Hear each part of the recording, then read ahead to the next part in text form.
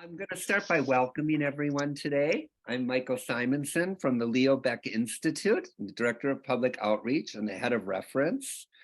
Today we're going to be discussing perhaps the most famous of German Jewish novels, Joseph Roth, the Radetzky March. We're happy to have with us today Keiron Pim, who's joined us before for a discussion of Joseph Roth's novel, Job. I'm going to give a brief bio of Keiron, and I think the important thing to really mention is he has written the latest biography of Joseph Roth, which just came out. It is called Endless Flight.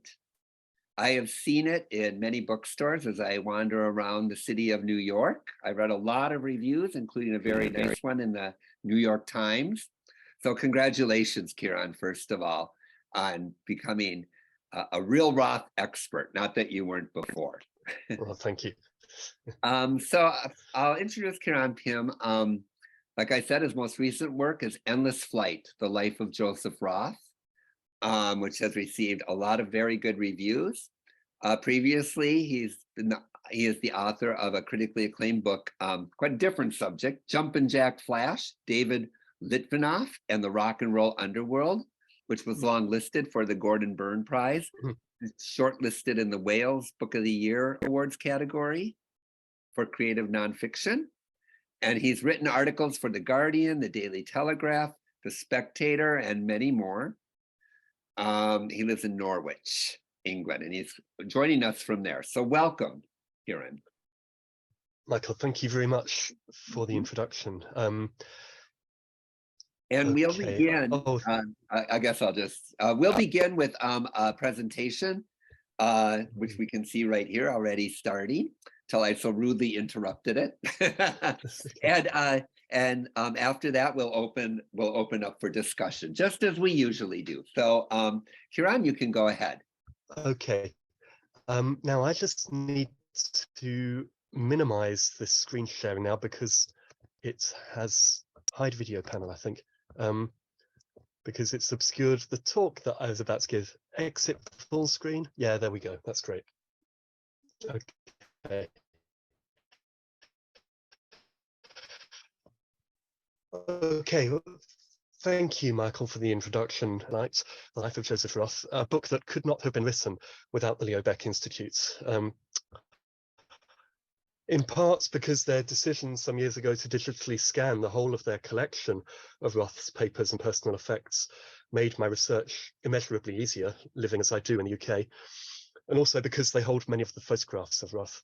Michael was unfailingly generous with his help in that respect, so thank you, Michael. Okay. You might have to excuse me, I'm just getting over a flu and a cold, and I've still got a little lingering cough, so forgive me if I have to clear my throat every now and then. A quick note on pronunciation. Of course, we tend typically to say Joseph Roth.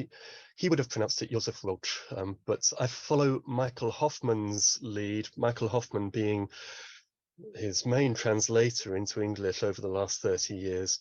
He says I anglicize him when I pronounce it Joseph Roth, so I'm going to do the same.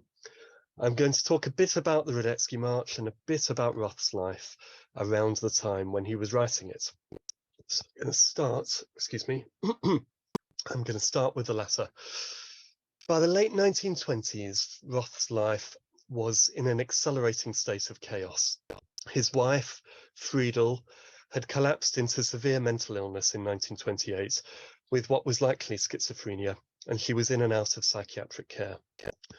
They were very different characters. She needed stability to be happy. He needed always to be on the move.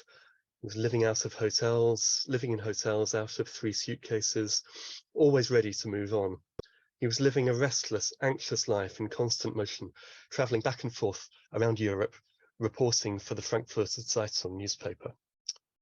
Well, next photo, please, Sophie. Oh, well, that's my book. And then the next photo after that, please. So this is Friedel.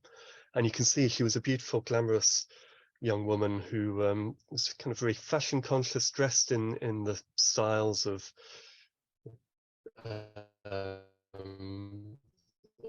kind of early to mid 1920s when this was taken. This is around the time that the two of them got to know each other. Okay, and next photo, please. Okay, so this is a photo that very often gets used of Roth. It's taken at a railway station in the south of France in the mid-1920s. It's one that we used as a cutout for the cover of my book because it seems to capture his restlessness. He's sitting on one of his suitcases, waiting for a train. He's a man who's always on the move, always moving on.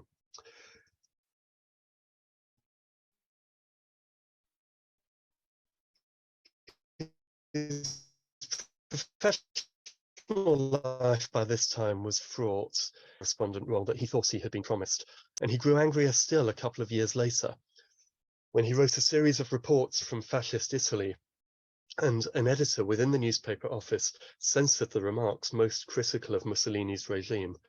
This was, understandably, entirely unacceptable to Roth. For this combination of reasons, he fell into despair and sank deep into alcoholism by the late 1920s. And the next photo, please, Sophie. And this is an image that I think says something about their relationship. There's Friedland 20s. He looks much more interested in his newspaper than in her, if perhaps to say, look what I have to deal with. He was a man entirely immersed in his own work, frankly, in many ways a very selfish man, and she suffered terribly by his dedication, his single-mindedness when it came to his newspaper reporting and his writing. So at this time, when her mental health had collapsed and his mental health too began to collapse in different ways, he began to produce his greatest work. Of course, there's no paradox there because, like many writers, many great writers, he had an ability to convert his pain and suffering into powerful literature. The greater his suffering, the stronger the material he had to work with. By the late 1920s, he had powerful material indeed. Roth's fiction at this point, at the end of the 20s, took a distinct turn into the iniquities of 1920s Germany and Austria, such as Rebellion and Hotel Savoy and Zipper and His Father, books that largely describe the situation of soldiers returning from the war and struggling to adapt to the new post-war society. He started now to leap back in time and to create a fictional world inspired by the Galicia he knew as a child, that is, the easternmost province of the Austro-Hungarian Empire, where he grew up in a town called Brody. His prose became more lyrical and sad, more beautiful, more poignant. His tone was shaped by his dearly held memories of the old, lost Austria from the Habsburg Empire that, of course, collapsed at the end of the First World War. I think he created this fictional world as a retreat from painful reality, which isn't to say that all was well in this fictional world either. The Radetzky March, as you'll have seen, satirizes the old Austria at the same time as memorializing it. He doesn't present it as an ideal, but we are still in no doubt that he considers Habsburg Austria, flaws and all, to be vastly preferable to Austrian German society of the early 1930s. He tried, first of all, in 1929 to write a novel called Strawberries, or Erdbeeren, which was going to be the great novel of his childhood. The manuscript peters out after 30 pages, but they contain some of the most gorgeous prose he would ever write, descriptive of youth in an unnamed eastern town, no doubt inspired by Brody, the town near the Russian border where he grew up. Lyrical and sad, and yet also ironic, laconic, sly, and dryly funny. In every respect, a striking contrast with the angry lines that fill his letters at this time. What he describes is beautiful, which might make us happy, were it not for the fact we sense it's irretrievably lost. He has now become fixated on trying to revive a lost world, and that's palpably clear in his fiction. Next photo, please, Sophie. This is a photo of the marketplace in Brody, the town where he grew up.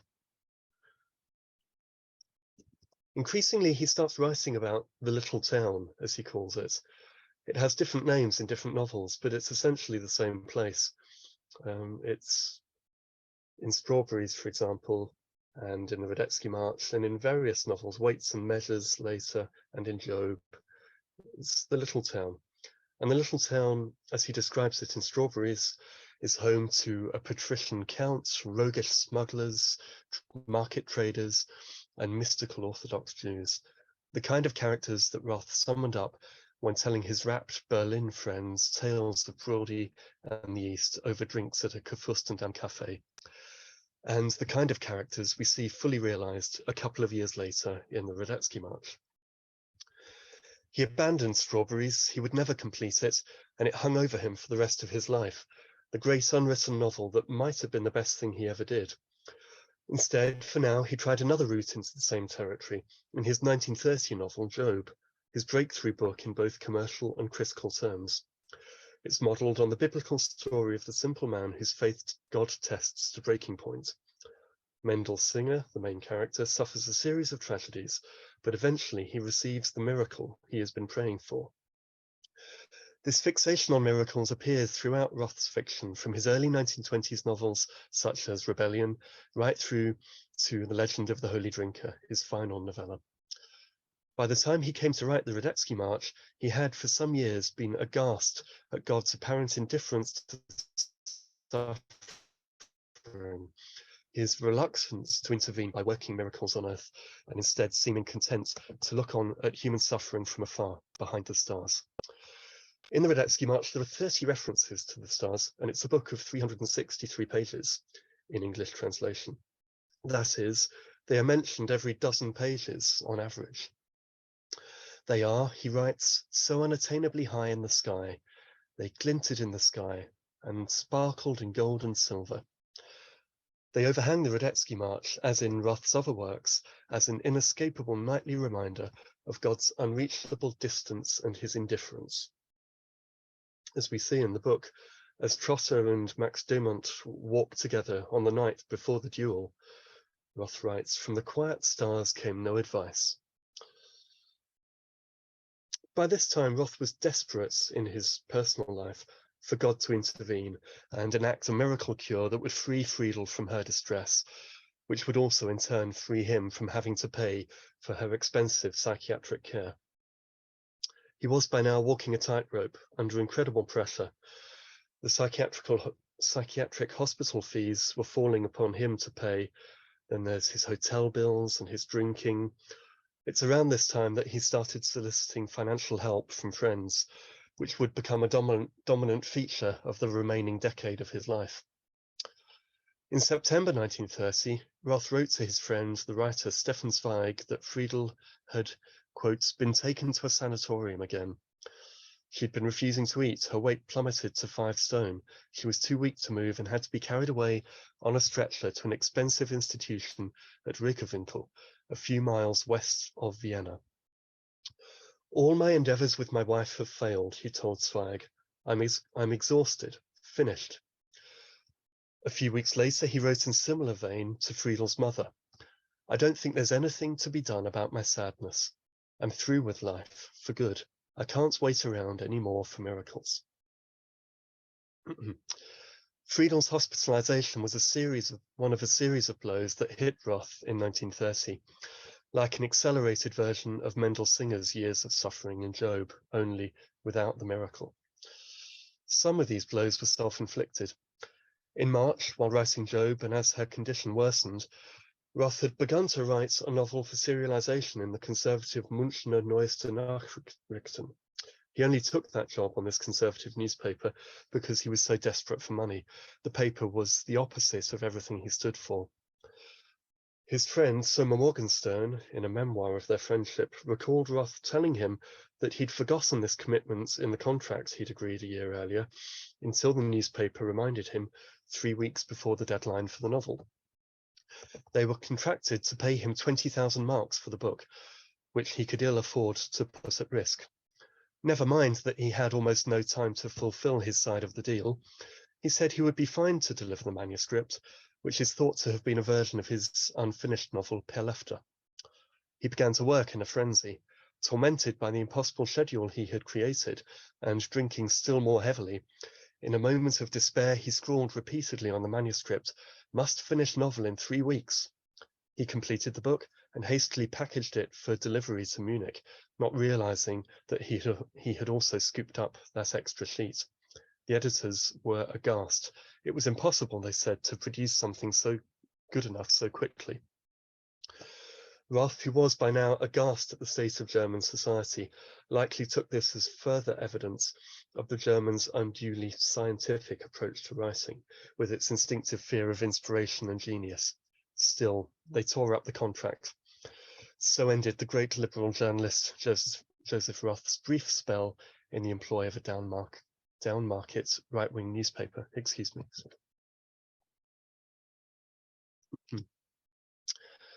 However much he earned from his writing, it felt insignificant set against the costs of Friedel's medical care.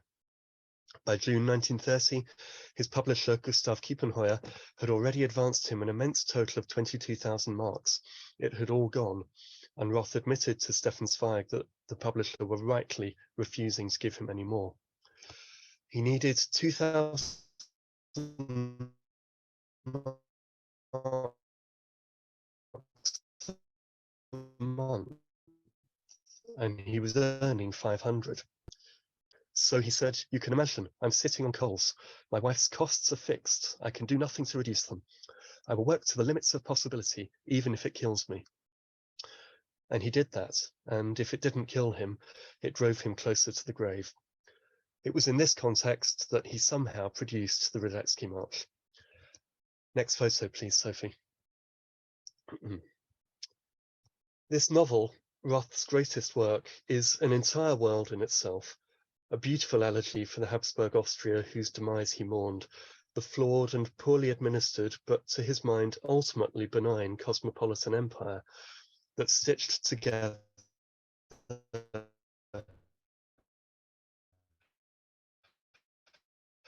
a swathe of Central and Eastern Europe during his childhood world. There are instances where his specific problems in adulthood make their way into the plot. For instance, Max Dimont, a Jew of Galician origin, has poor vision and is ill-suited to army life. His eye trouble was informed by Roth's at this time. A couple of letters to Zweig in May 1931 detail its effect on him while he was, or rather wasn't, working on the Radetzky March. May 13th, he wrote, "I have an eye inflammation that stops me from writing." And then 11 days later, "I'm writing to you in a pair of dark glasses prescribed by the doctor, very unpleasant, cornea apparently damaged. Excuse any abruptness. Eye is just expression of spiritual depression," he said. There are other passages we can connect to his real-life experiences. Okay, fine, I can turn off my video.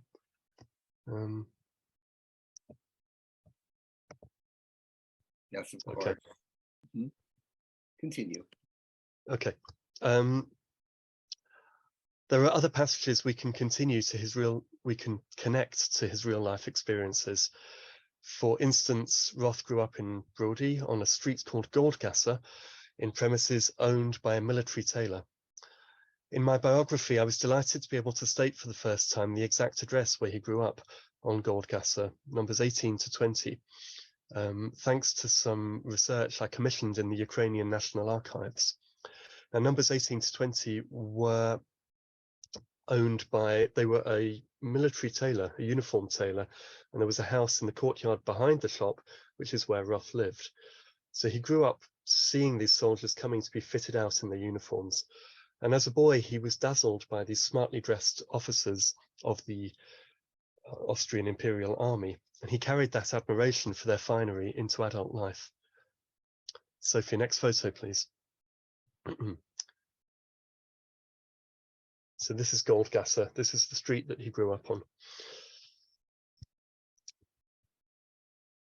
here, as throughout the book, Roth describes the soldier's appearance with a relish for the telling detail, informed in part by his army experience during the First World War, and in part by his boyhood awe at the towering men in pristine uniform whom he gazed up at when they visited the tailoring business that was right in front of where he lived. Roth conducted a rare amount of research for this novel, knowing that he had to guess it just right. He collected pictures of the Imperial Army and studied an illustrated book about its uniforms and insignia. And then on the manuscript's completion, another of Kiepenheuer's authors, Alexander Lernet-Holinia, was commissioned to check the military details for accuracy. The result is that Roth writes with a conviction and confidence that renders every description of the uniforms vivid. Next photo, please, Sophie. So, for instance, take the scene where Karl Joseph von Trotta and his lover are in Vienna, and the couple watch, as Roth puts it, gold-decked knights of the Golden Fleece and coffee-brown artillery, Bosnians in blood-red fezzes, and a squadron of dragoons whose black and grey helmets glinted in the sun.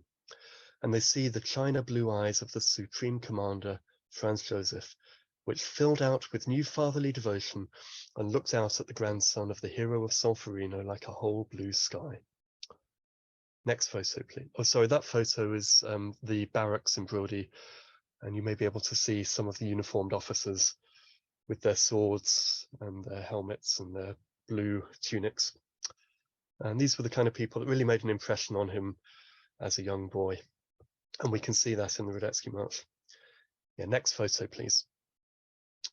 So this is Franz Joseph, the emperor. And that line, filled out with a new fatherly devotion, tells us something of the way in which Roth connected with Franz Joseph as an emperor, because Roth grew up without his father. He never knew his father. He was brought up by his mother, and his father went mad before Roth was born. They never met, and there was this gaping gap in his life.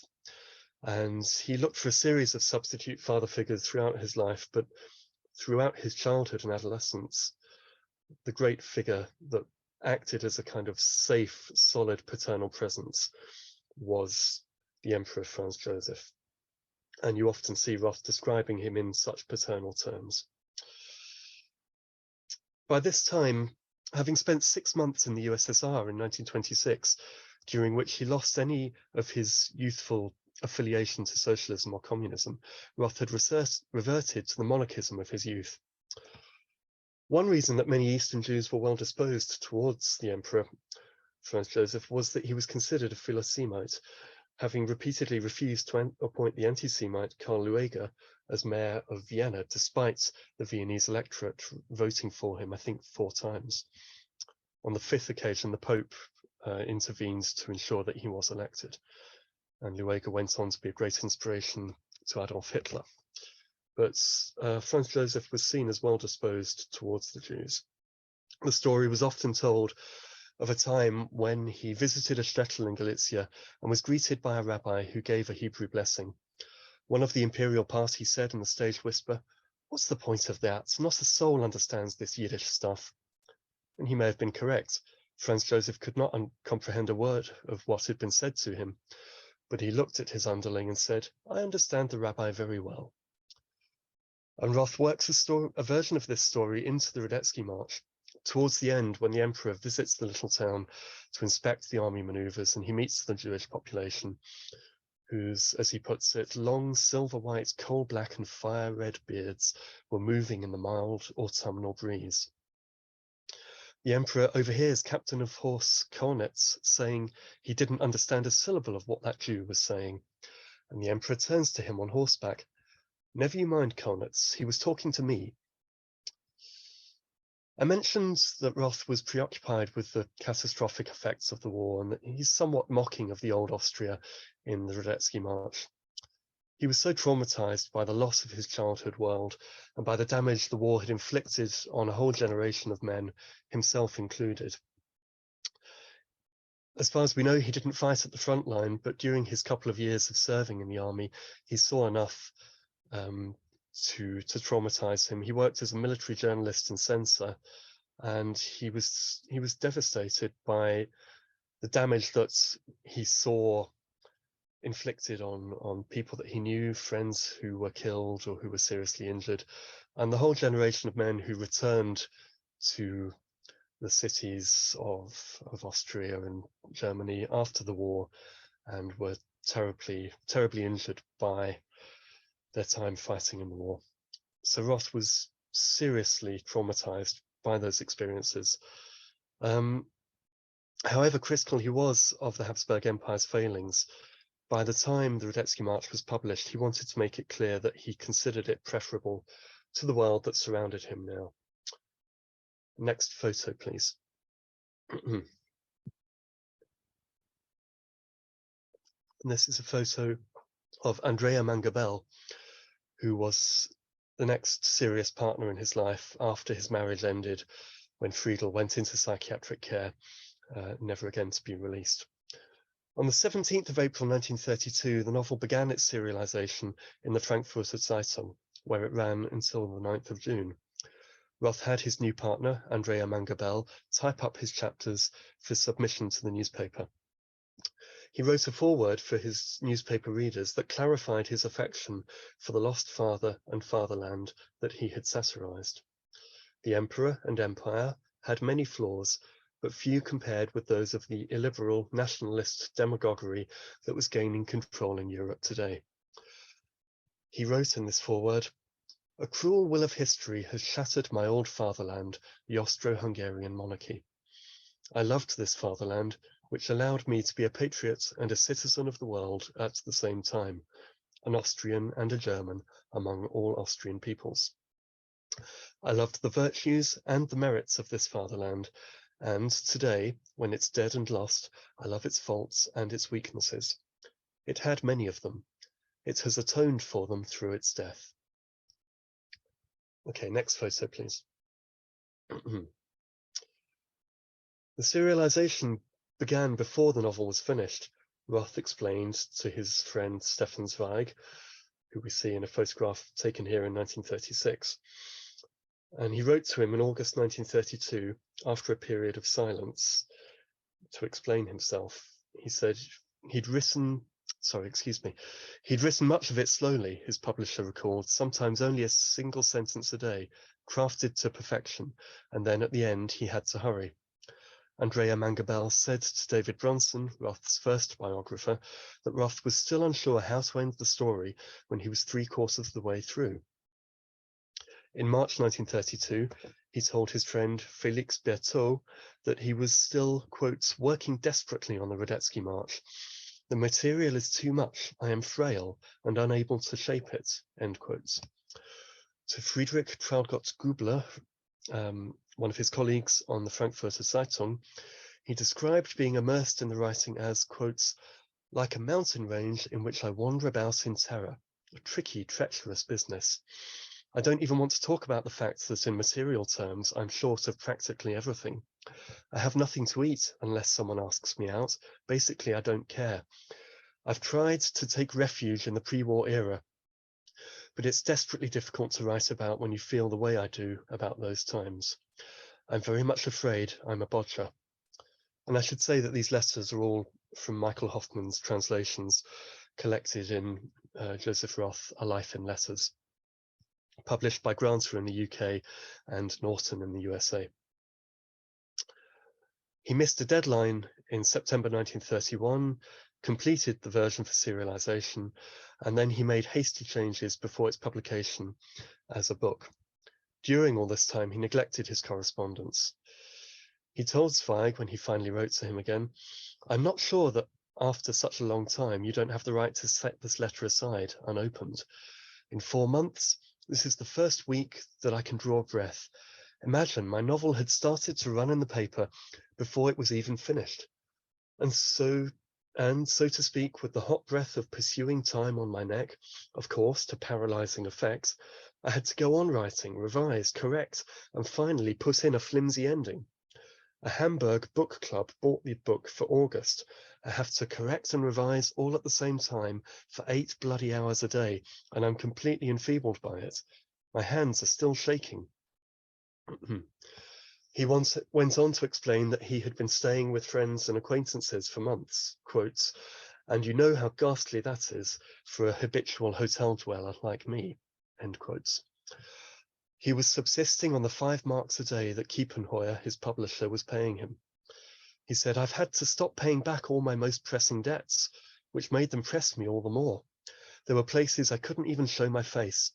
I owe the Frankfurter Zeitung 400 marks. I don't have the patience to write articles anymore. He said the only payments he had managed to keep up were the monthly installments for Friedel's care.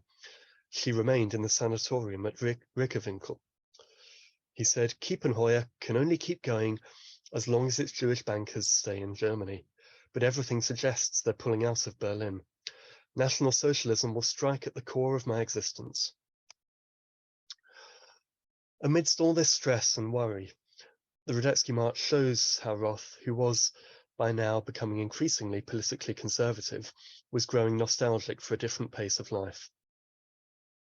As he writes in the book, in the years before the Great War, at the time the events chronicled in these pages took place, it was not yet a matter of indifference whether a man lived or died. So we see Frau Slama, Karl Joseph's grandfather Joseph, the family's trusty old servant Jack, and then Dr. Demons, who's killed in the duel. Karl Joseph cannot just lock away his memories of the dead, as those who survived the war would have to do to retain their sanity. Roth adds, that's how it was then. Everything that grew took long to grow, and everything that ended took a long time to be forgotten. Everything that existed left behind traces of itself, and people then lived by their memories, just as we nowadays live by our capacity to forget quickly and comprehensively. The war altered collective time perception and memory, Roth claimed. The only viable coping mechanism for such incalculable trauma was a policy of forgetting. The overwhelmed post-war mind could not bear the immensity of loss and horror, so reacted by shutting it out and looking ahead, rendering one's experience of life thinner, quicker, less engaged. Roth preferred a slower, deeper, richer quality of life, more easily attained in a pre-war era when people had the time and capacity to think and feel, when they could inwardly roam their memory at leisure and outwardly gaze rather than glance at the world. Much better that than this frantic modern condition that compelled him to snatch at passing ideas he would rather have given due contemplation. So his immersion in the little town of his memory that we see in the Radetzky March was a bid to cultivate a mind state at odds with the spirit of the times. The difference, I think, is analogous to that between the conditions that produce a fully realized novel and a hurried piece of putatively authoritative journalism whose author hopes the reader won't notice he's bluffing. Roth was familiar with both and strained for the former, achieving it somehow in the early 1930s by superhuman effort while being dragged by financial circumstance towards the latter. He travelled extensively for work, and this did not change while he was at work on the Radetzky March. There are letters from this period written from across Germany, France, and Switzerland while he was writing the book. I need to write almost an article a day for the paper, he told Stefan Zweig while creating the Radetzky March. I hope it doesn't stay that way. He had struggled with journalism since beginning the book. In November 1930, he told Zweig, I can hardly access the newspaper tone anymore. My head is full of the novel, the Radetzky March, it'll be called. Okay. So the Times called for haste and amnesia, but Roth strained to keep remembering the dead, whatever pain it might provoke. The brandy could numb that, as it did his painful present. To memorialize the little town was both a nostalgic retreat and a solemn honor to those he had lost. It was better to engage with their memory, even if it caused one as much suffering as it did Karl Joseph von Trotta. It's a book full of wonderful set pieces, written, I think, with great restraint and delicate irony. It's not, I would say, a book you read for the dynamism of the plot, more as a character study and a richly realized evocation of this lost world. As I put it in my biography, Roth achieves an extraordinary richness, depth, and space while offering only sporadic narrative dynamism. The plot weaves like a homebound drunkard, and yet the result is compelling. If there is a consistent propulsive force to the Radetzky March, it is Trotta's urge towards the next drink. It is Roth's first conspicuously alcoholic novel. It was his best novel. It was a wonderful novel, but it didn't make him any money. He'd had the advance, and even if it had earned out, as we say, to the point where he started getting more royalties, then in any case, along came a pivotal dramatic moment. In early 1933, Hitler took power, and as a prominent liberal Jewish writer, Roth was on the Nazis' first list of banned authors. In May 1933, his books, including the Radetzky March, were burnt in Berlin. By then, he was gone. He'd left Berlin, left Germany. On the 30th of January 1933, the day Hitler took power as Reich Chancellor, Roth fled Berlin for Paris, accompanied on the train by Andrea Mangabell and her children. It was not intended as a grand permanent exit, but as it turned out, he would never return to Germany. A fortnight later, he wrote Stefan Zweig a note from the Hotel Jacob in the 6th arrondissement of Paris. He said, "It will have become clear to you now that we are heading for a great catastrophe. Quite apart from our personal situations, our literary and material existence has been wrecked. We are headed for a new war. I wouldn't give a heller for our prospects. The barbarians have taken over. Do not deceive yourself. Hell reigns. Warmly, your old Joseph Roth." On the 18th of September, he wrote to Zweig again. The Radetzky March had been published 5 days earlier, and now Roth felt an immense absence within him. Zweig had read the book and congratulated Roth, who informed him by reply that, quotes, "Your critical judgment let you down when you read my Radetzky March." And he said that Zweig's good luck message for the book shames me. Roth felt he deserved nothing of the sort. He said, "I know my shortcomings in this novel, how I cried to the story itself to help me, embarrassing help for my composition, which was rotten and deceitful of me. That's why I tinkered away at it for so long, 2 years. That's no proof of health, strength, and productivity." He emphasized, "Believe me, I know all too well that my book hasn't turned out the way it should have. Of course, I can tell you exactly why and wherefore, but what would be the point? I felt it while I was writing. I didn't write you that whole time. I know you have no fondness for wailing walls. They don't bring luck. Any friendship with me is ruinous. I myself am a wailing wall, if not a heap of rubble. You have no idea how dark it is inside me." There's a photo of Roth from around this time, undated but from the early 30s, that seems to hint at the darkness within him. Next photo, please, Sophie. The man who looked so spry and restless and always on the move in the 1920s now looks inert and beleaguered. The man in this photo is in his late 30s, but the years of drinking have started to take a toll. You can see his sadness. But a better way to understand his sadness is to read the Radetzky March, a book infused with feelings of loss and despair that gives full expression to his sadness at the obliteration of the Habsburg world in which he grew up, and yet is a profoundly beautiful novel that succeeds in preserving that lost world. Please like this video and subscribe for more content from the Leo Baeck Institute.